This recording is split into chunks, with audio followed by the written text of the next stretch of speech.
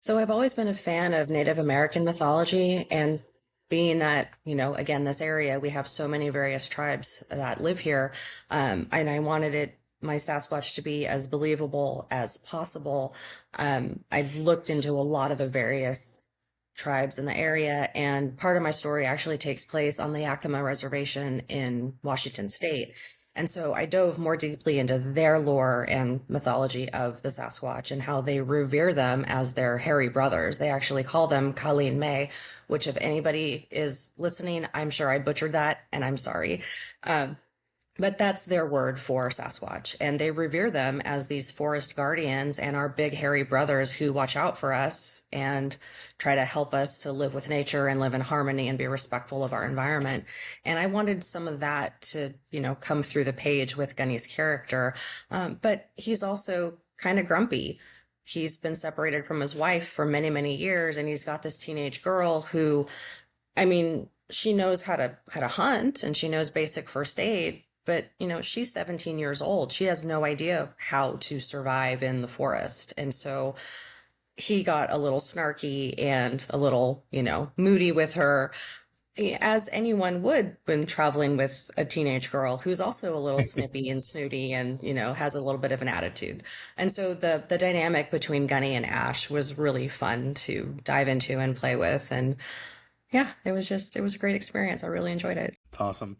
As somebody that works with all teenagers on a daily basis, I can totally understand where Gunny would get kind of upset. Yesterday, I found myself like, we had a pretty good day, but I found myself in the morning, I was like, with some of the boys and then some of the girls in the Mhm. afternoon. The next crew, I was like, breathe. I was like, you got through the Yes. boys, you can get through. Yeah. The boys I find tend to be a little harder, but I still get Gunny's perspective. Yeah, that's super cool. Yeah, I think I love Native American mythology. I start there all the time. When I'm in the United States, like that's like I really went pretty deep in with a story I'm trying to start for the book one, and I just found so much cool stuff. That's like kind of my problem sometimes with Native American mythology There's so and lore. Is much. yeah, it's like outer space, right? Like I just get lost in Yes. the research process. Yeah.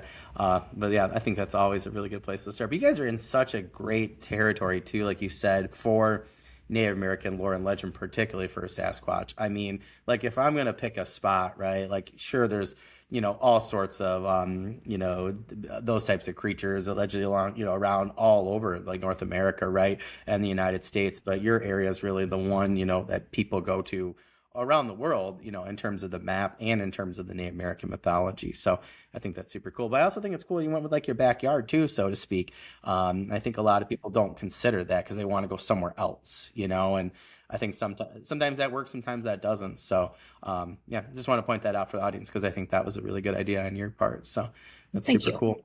Yeah, not a problem. And I just love like the idea of cannon fodder and just having like that Right. different mix. Yeah, it's just super cool. I actually hadn't seen that. I had seen your story from it somewhere, maybe like, Jeff had shared it or something, but I didn't see the overall like anthology. I don't know how I missed it. I must have like become friends with him on Facebook like right after or something like that. Maybe. But yeah, him and I are actually trying. That was another. It was like I had him and Chris back to back. I was supposed to, and then I had a bunch. My wife got a concussion, and my son was Oh, having some yeah, some he was just getting sick really. I think it was just that time of the year, So yeah, I can't wait to connect back with both of them and get them on here because yeah, I can't wait to talk about things like these anthologies and get some more of the behind the scenes from them and add on to what you told us today and what of course Casey and Risa and Melissa have said as well. So for like Chris's group, so that's super cool. All right.